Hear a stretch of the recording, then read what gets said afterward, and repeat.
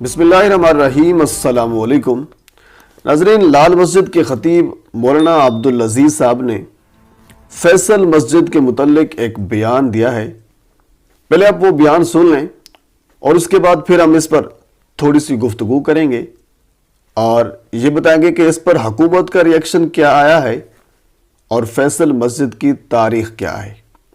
تو پہلے بیان سنیں، بلکہ بیان سننے سے پہلے آپ سے گزارش ہے کہ میرے چینل کو سبسکرائب کر دیں تاکہ آنے والی ہر انفارمیٹو ویڈیو آپ تک پہنچ سکے۔ نحمدہ ونصلی علی رسولہ الکریم۔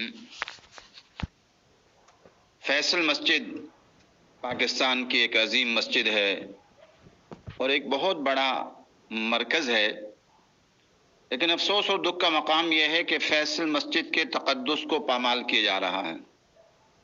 وہاں پر عورتیں آتی ہیں، پردہ نہیں کرتی، بغیر پردے کی آتی ہیں، اس کو ایک سیرگاہ بنا دیا گیا ہے اور اس کے تقدس کو پامال کیا جا رہا ہے۔ اس سے حکومت سے میں مطالبہ کرتا ہوں کہ فیصل مسجد کے تقدس کو پامال جو کیا جا رہا ہے اس کو ختم کیا جائے۔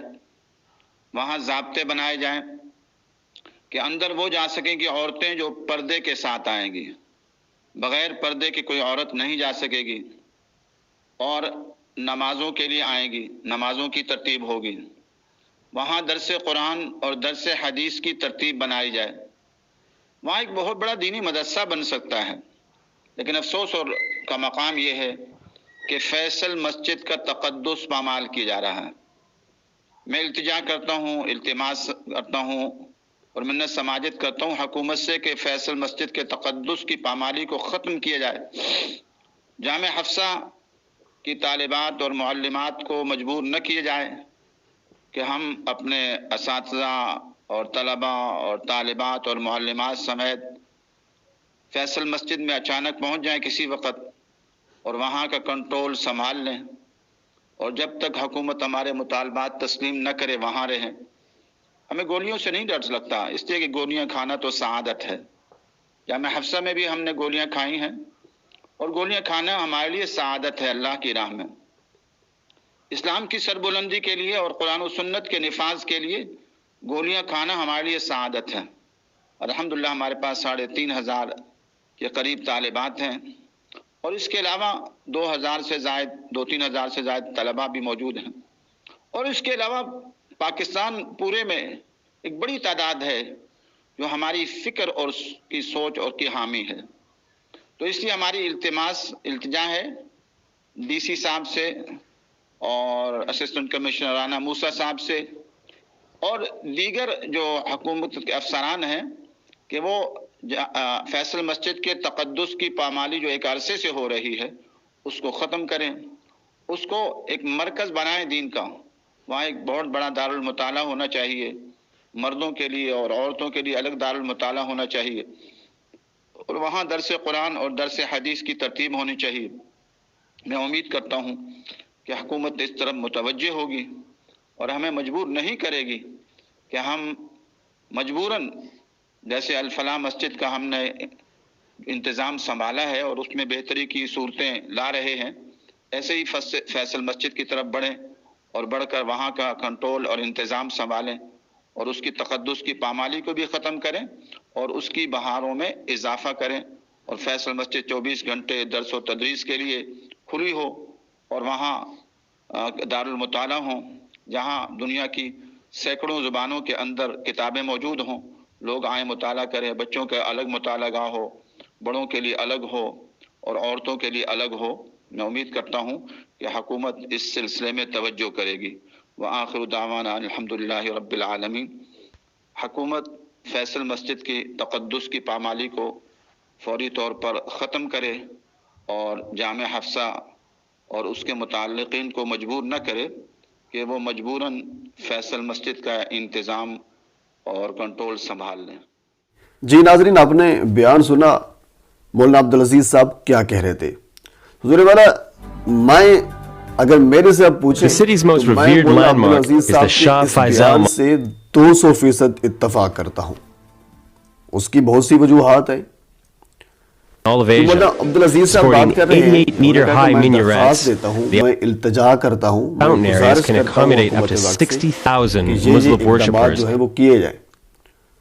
اور دوسری بات کہ جو انہوں نے اقدامات کا کہا ہے وہ لیگل طریقہ ہے اور اس پر سختی سے عمل درآمد کرنا چاہیے یا کرانا چاہیے، حکومت کو بھی کرانا چاہیے اور ہمیں بذات خود کہہ لیجئے کہ ہمیں خود کو بھی کہنا چاہیے، تنبیہ کرنی چاہیے حکومت کو۔ نہ صرف یہ کام مولانا عبدالعزیز صاحب کے ذمہ ہے، میں یہ سمجھتا ہوں کہ ہر مسلمان پر یہ فرض ہے۔ پہلے تو فرض یہ ہے کہ ہمیں خود اس کا خیال رکھنا چاہیے۔ اگر کچھ ہمارے دوست، کچھ ہماری خواتین مسجد کے تقدس کو پامال کرتے ہیں، مساجد کا خیال نہیں رکھتے ان کے تقدس کا، تو پھر ہمیں درخواست کرنی چاہیے، یہ ہمارا رائٹ ہے، ہمیں التجا کرنی چاہیے حکومت سے، یہ ہمارا رائٹ ہے۔ یہی کہنا چاہیے کہ ان کو سمجھایا جائے، حکومت کچھ اس طرح کے اقدامات کرے جس سے مساجد کا تقدس پامال نہ ہو۔ میں 100% ان سے اتفاق بلکہ 200% ان کی بات سے اتفاق کرتا ہوں۔ حضور والا میں خود لاہور میں رہتا ہوں، میں آپ کو لاہور کی بات بتا دیتا ہوں۔ بادشاہی مسجد آپ نے نام سنا ہوگا، بڑا نام ہے۔